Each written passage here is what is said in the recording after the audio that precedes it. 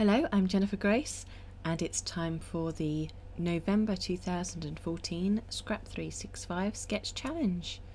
Thank you for joining me, where I show off my page process following the sketch. So I've got a lot of products laid out here of an autumnal theme, because I've got a gorgeous photo of some golden glowing leaves. So the sketch has got a piled up area of layered papers in the middle of the page, a couple of tabs and some circular elements. So I've gone through my stash picking out some bits and pieces. I know for sure that I want to use the white wood grain paper for the background, and then I've got a selection of 6x6 papers which I chose by picking out colours from the photo, sort of oranges and yellows and creams.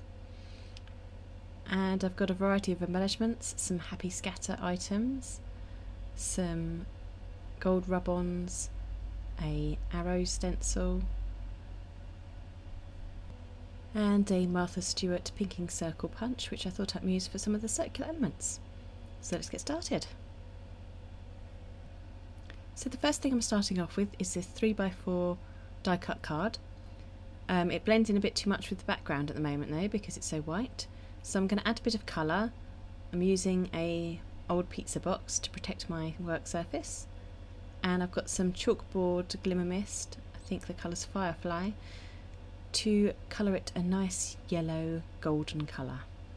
So I just spritz that over a few times and then put it aside to dry. While I'm waiting for that to dry, I'm going to start thinking about the rest of my elements. So I know I want to use the pinking circle punch for a couple of circles, and I want to stack some of these 6x6 papers underneath the photo as well. So I'm going to go ahead and try and choose a couple of the 6x6 papers. I definitely wanted an orange coloured one there to pick out the orange in the photo, and I thought I'd try out an orange circle too. You have to make sure you line this punch up correctly so the two notched corners meet up. I've forgotten that several times, and the punch doesn't really work if you forget that. I used a brown dotted paper from Crate Paper as well to make another circle. I thought the dark colours would contrast better with the white background, but you'll see I changed my mind about one of them in a minute. So I had this other sheet of paper which has got a kind of chevron-y pattern on it, which I decided to swap out for the yellow, and then I decided that the yellow might look better as a circle on the background instead of the orange. I thought there was a bit too much orange on there, and it was also just a bit too contrasting. It stood out too much. Before I start piling on some more embellishments, I think I better just chop off the branding strip at the bottom of the 12x12 paper, just because otherwise the colour distracts me a bit. And then I can start piling on some other bits and pieces. I thought I might use a heart, a big heart shape, for the kind of larger circle area pattern on the sketch. And then I was just matching colours and designs to go with the feel of the page. I've rummaged through my wood veneers and chipboards and stickers to come up with all kinds of different bits and pieces that work well with the page.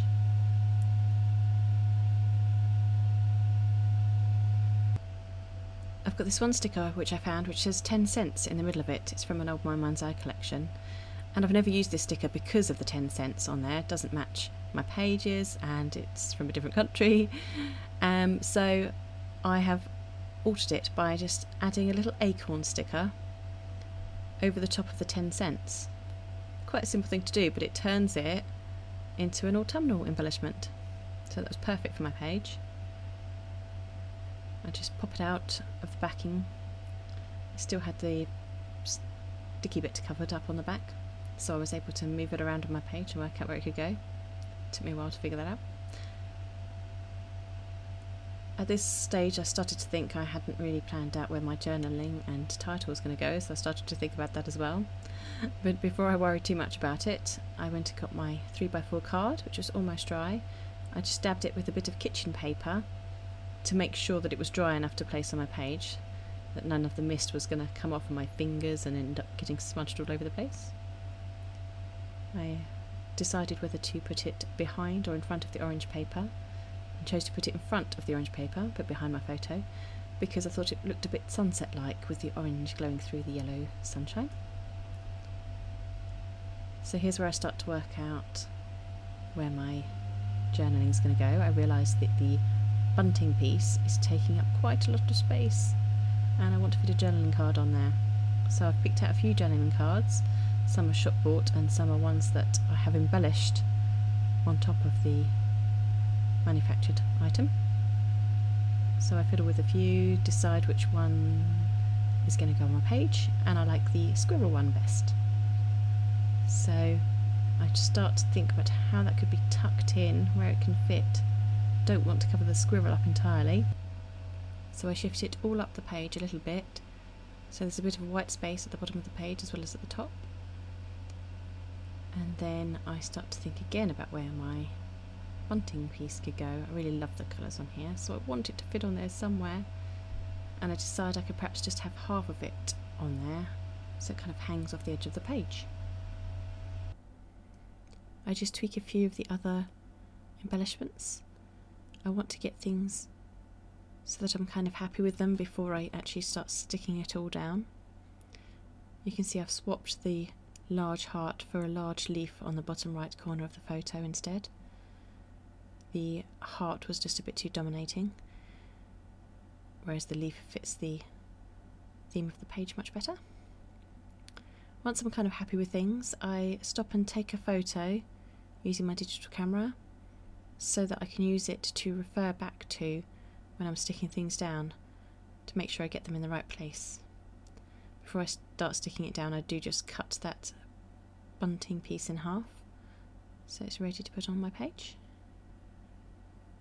And then I start taking things off and try and stick down my paper layer first, because that's the main area of the page. I use a pencil to mark where some of the things go, just to help me get it right as I'm sticking them back down. I'm a bit fussy like that. I want it to be in the same place as what I planned. Doesn't always work out perfectly, but it's normally roughly alright. You'll see me checking the camera several times to make sure it's all in roughly the right place. So once I've got my paper layer and photo mat area stuck down, I then start on the embellishments. I'm just using a tape runner for most of it. My favourite tape runner has run out, but I'm using a suitable replacement. I've just ordered some more for my favourite. My favourite is the Herma repositionable dots tape runner. The one I'm using now is more permanent. I've still got a tiny bit of time to pick it up and move it around a bit, but it's nowhere near as easy as with my Herma one. I miss it. Hopefully it won't take too long for the replacements to arrive. It's around this point of the sticking down I realise I still haven't planned out where my title is going to go, so I need to make sure that I get that stuck down before I put down all of my other embellishments.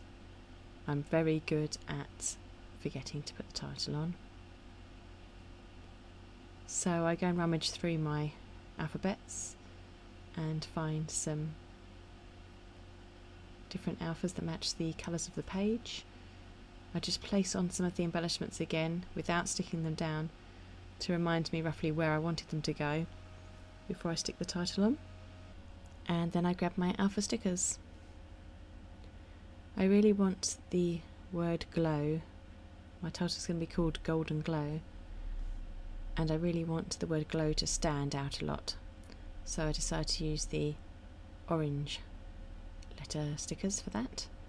because they'll really pop and have a glow of their own then on the page, and they'll pick out the colours from the leaves and to reflect the nice sunshiny, beautiful colour that's coming through them. So I place the letters down gently on my page. I don't stick them down flat and press them on until I'm really happy with where they all are. I find thickers do give you a little bit of working time, as long as you don't press them down too hard to start with. Of course, this does also mean that they sometimes fall off your page, but I stick them back on with glossy accents if that happens. Then I decide to use the cork thickers for the word golden, because again the browns match the colours of the page, but it's a bit more subdued. The green kind of matched some of the colours I've got on the page too, but it was a bit too bright and made the word glow fade a bit because of it, whereas golden, spelt with brown letters, helps the glow to really shine. Okay, then I start sticking down my embellishments again.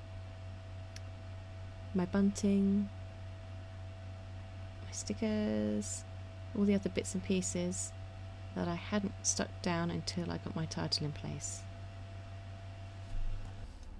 I'm using glossy accents as usual to stick down any of the items which aren't already sticky backed. I quite like the precision that I can manage to get with glossy accents.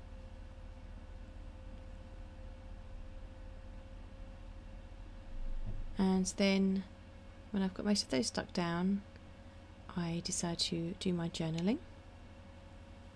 I'm going to follow the curve of the lines on the journaling card, just because I think that'll make it more interesting, a bit different to my usual straight lined text. My journaling says, "When I looked up and saw the golden glow of the leaves above, I was reminded how very beautiful this world truly is." It's true though. It did make me stop and think, wow, I just love the colours in autumn time. Make me feel happy. Now it's time for the finishing touches. I've got some dots and other little bits, and I remembered I wanted to use this arrow stencil, so I tried to think about where it was going to go. On the sketch there's a couple of kind of arrow tab typed bits, and I decided to try and place it on the top left corner like one of them was. I've just got one small little arrow from the stencil, and I'm doodling inside the shape with a black gel pen. I'll leave it to dry for a minute and then I'm going to colour it in before the page is finished. I just check whether I can fit another arrow on there and decide I don't really want to. So instead I add the rest of my last minute embellishments. Got a orange heart, just a die cut cardstock heart, a little triangle which is just a chipboard sticker, or was sticker before I talcum powdered the back and had to use glossy accents to stick it on, and a couple of little wood acorns from the Seasons of Change wood veneer set. When I get all those stuck down, I'll be able to do my favourite bit, gems. You love sticking gems all over the place. I love a bit of sparkle. Everyone knows that by now anyway. So I've got some greyish dewdrop, I can't even say it, dewdrop gems, some gold glitter gems, and a couple of My Mind's Eye wood embellishments. Can't remember what they're called. I've used the white ones because I think the tone on tone effect looks good. I'm making sure that none of the gems are too bright because I've got so many bright colours on the page already. I just want them to add a little bit of shine. I colour the stenciled arrow in with a orange pro marker, and then I just check out this other half of the bunting, decide yes I can squeeze it on my page, and stick that on there. Have to move one of the gems a little bit, but I'm happy because I really wanted that on there. And that's it, it's finished.